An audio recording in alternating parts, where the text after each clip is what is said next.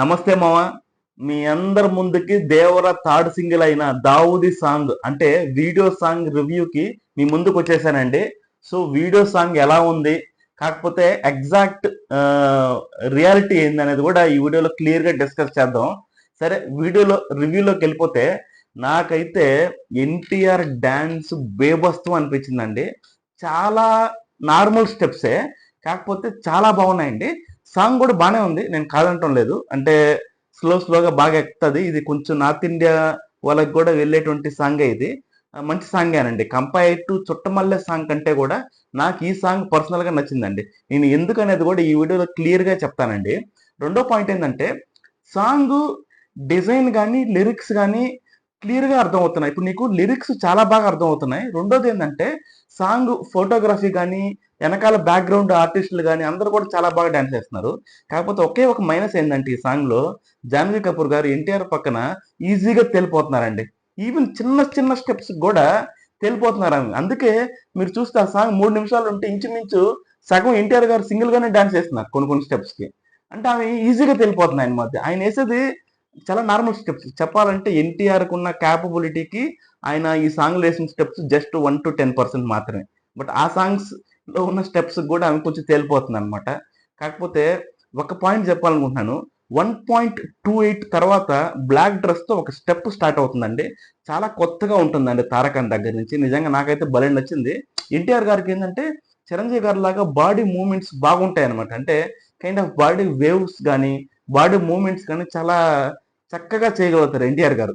So ఆ benefit బాగుంటది. అందువల్ల నాకు పర్సనల్ గా స్టెప్ బాగా నచ్చిందండి. 1.28 తర్వాత వస్తుంది, మీరు కూడా చూడండి.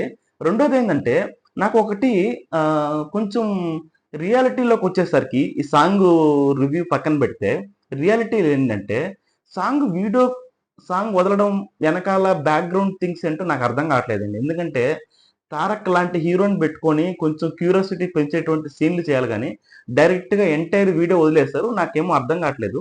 దాని వెనకాల నాకు తెలిసిన రీజన్ నేనేమనుకుంటున్నానంటే, యాక్చువల్గా మనకి తెలుగులో ఎన్టీఆర్ గారి గురించి చెప్పాల్సిన అవసరం లేదు. అదేవిధంగా కన్నడలో కూడా చెప్పాల్సిన అవసరం లేదు. సో ఎన్టీఆర్ గారికి కన్నడలో కానీ అదేవిధంగా తెలుగులో కానీ భయంకరమైన ఇమేజ్ ఉంది. వితౌట్ సాంగ్స్ కానీ వితౌట్ ప్రమోషన్స్ బ్లాక్ బస్టర్ కొట్టేస్తాడు. కాకపోతే తమిళనాడులో కూడా ఒకసారి వెళ్ళి ఎన్టీఆర్ గారు కొంచెం ప్రమోషన్స్ చేస్తే క్లిక్ అయిపోద్ది, తమిళనాడు కానీ అదేవిధంగా కేరళ కానీ.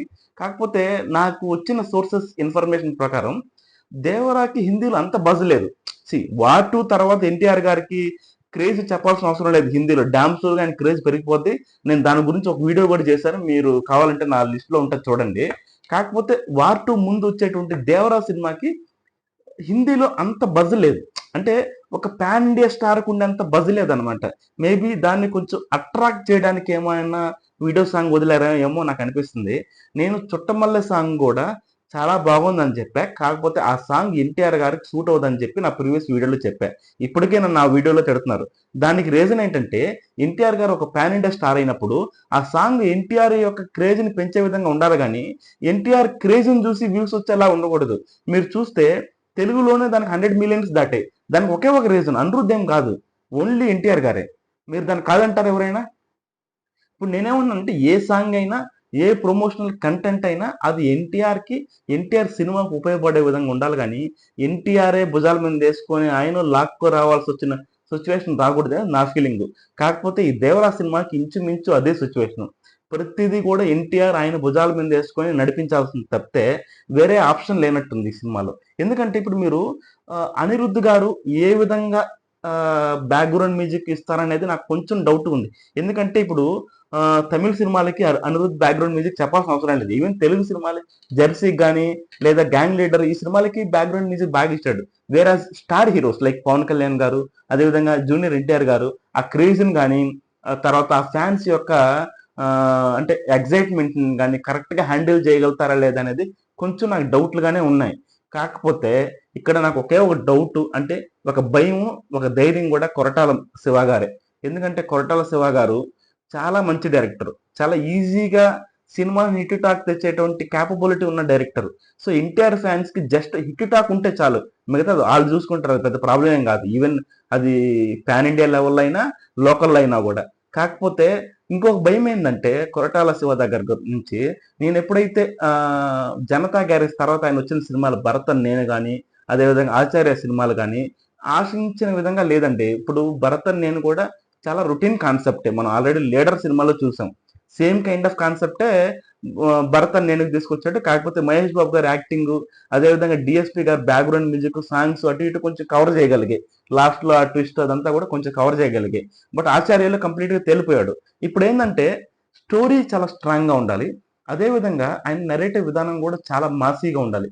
ఎందుకంటే ఎన్టీఆర్ గారిని చూస్తేనే మనకు మాస్ యాంగిల్ కనబడుతుంది. ఇప్పుడు మొన్న కర్ణాటకకు వచ్చారు ఎన్టీఆర్ గారు, వచ్చేసి ఆయన ఏమో ఎథ్నికల్ వేర్లోనే ఉన్నాడు, కానీ ఆయన చూస్తుంటే నాకేమో ఒక మాస్ వైబ్స్ వస్తున్నాయి. ఆయన ఈవెన్ ఎథ్నికల్ వేర్లో ఉన్నా కూడా నాకు మాస్ వైబ్స్ వస్తున్నాయి. సో అలాంటి హీరో ఉన్నప్పుడు కొంచెం మాసీగా సినిమా ఉండాలనేసి నేను కోరుకున్నాను. బట్ ఈ సినిమా కొంచెం మాసీగానే ఉంటుంది అనిపిస్తుంది. బట్ ఎక్కడో కొంచెం కొరటాల శివ గారి మీద కొంచెం అనుమానం, 90% నమ్మకం అయితే ఉందండి. కాకపోతే ఈ సినిమా వార్ 2 తర్వాత ఎన్టీఆర్ క్రేజ్ నార్త్ ఇండియాలో చెప్పాల్సిన అవసరం లేదు. బట్ వార్ 2 ముందు వస్తున్న సినిమాకి చాలా జాగ్రత్తగా ప్రమోషన్స్ చాలా ఎక్కువ కష్టపడాల్సి వస్తుంది. అందుకోసం వీళ్ళు వీడియో సాంగ్ కూడా రిలీజ్ చేశారని అయితే నాకు అనిపిస్తుందండి. రెండో పాయింట్ ఏంటంటే ఇప్పుడు దేవరాకి నాకు తెలిసి ఇప్పుడు ఇది ఒక సాంగ్ అయింది, ఇంకొకటి ఆయుధ పూజ సాంగ్ ఏదో ఒకటి ఉందన్నమాట. నాకు తెలిసి అది ఇంట్రడక్షన్ సాంగ్ ఏంటుంది.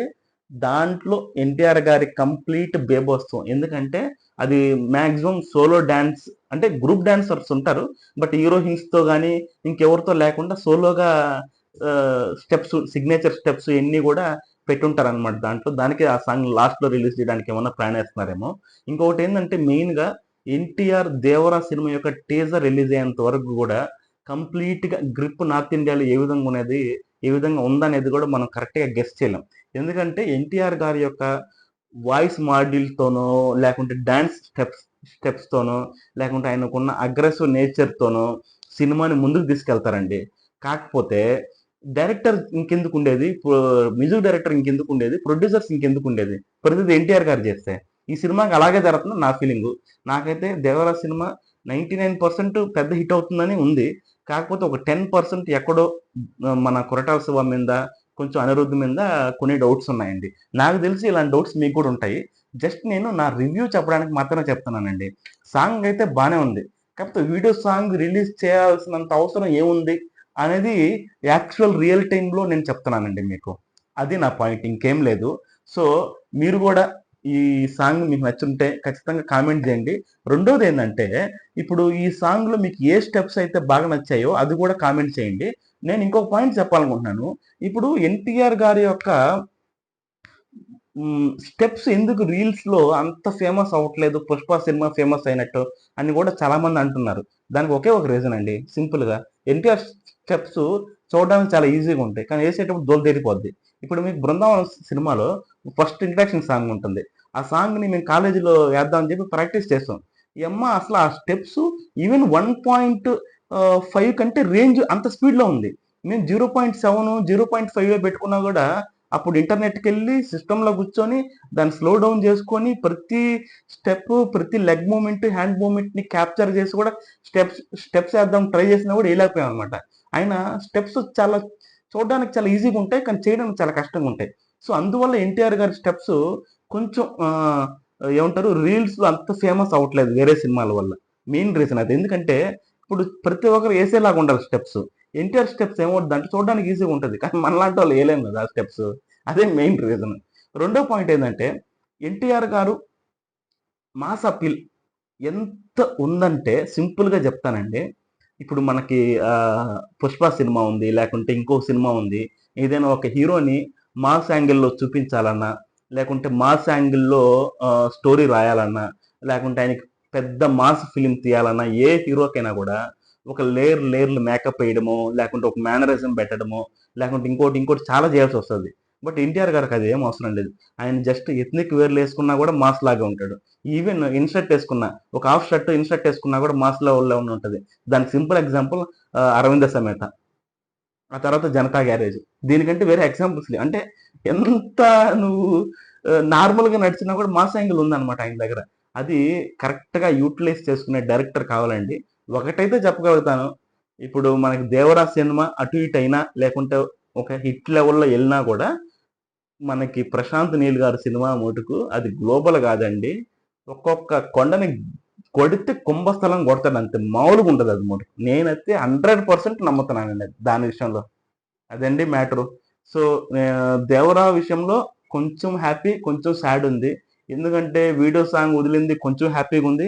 అదేవిధంగా వీడియో సాంగ్ వదలాల్సి వచ్చినటువంటి సిచ్యువేషన్ ఏందనేది కూడా నాకు క్లియర్గా అర్థం కావట్లేదు. నాకున్న సోర్సెస్ ప్రకారం తెలుగులో కానీ, కన్నడలో కానీ, తమిళ్లో కానీ, మలయాళంలో కానీ ఎన్టీఆర్ గారు మేనేజ్ చేయగలుగుతారు. బట్ నార్త్ ఇండియాలో ఏంటంటే కొంచెం ఆర్ఆర్ తర్వాత సినిమా వస్తున్నా కూడా స్టిల్ వాళ్ళకి రియల్ టైం బజ్ కావాలన్నమాట ఒక సినిమా హిట్ అవ్వాలంటే. సో అందువల్ల ఏమన్నా కొంచెం రిడ్యూస్ చేశారా?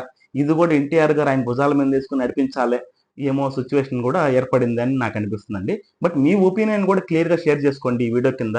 సో నా వీడియోస్ కానీ మీకు నచ్చుతుంటే మీతో పాటు ఒక 10 మందికి షేర్ చేయండి. అదేవిధంగా సబ్స్క్రైబ్ చేసి నన్ను సపోర్ట్ చేయండి అండి. థ్యాంక్ యూ అండి. Have a great day.